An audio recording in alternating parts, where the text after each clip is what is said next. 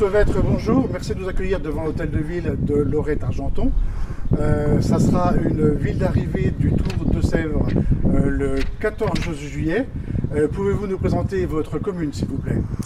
Eh bien, bienvenue déjà à Lorette-Argenton.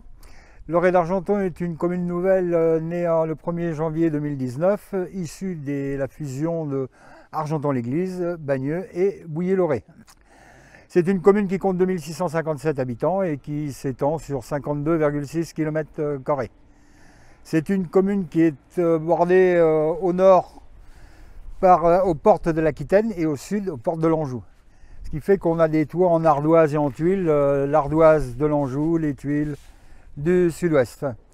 Nous sommes aussi une commune viticole qui bénéficie de l'appellation Anjou pour ses vins tranquilles et Saumur pour ses vins effervescents. Nous avons aussi, le Tour des Deux-Sèvres le verra, de nombreux ponts qui sont sur nos deux cours d'eau qui traversent la commune, l'Argenton et le Toué. C'est une commune où il fait bon vivre. Nous avons tous les commerçants et artisans qui sont nécessaires à la vie courante. Nous avons deux industries, une Alta Construction qui est historiquement d'Oison et Guillemin, qui était très connue sur la commune d'Argenton-l'Église et Bouillé-Lorette. Et nous avons G. Martin à Bouillé-Lorette. Nous sommes très attachés à notre jeunesse.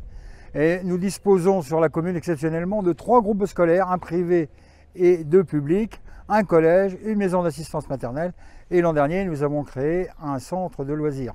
Et nous sommes ici devant la mairie qui a été rénovée en 2018, c'est une ancienne gendarmerie.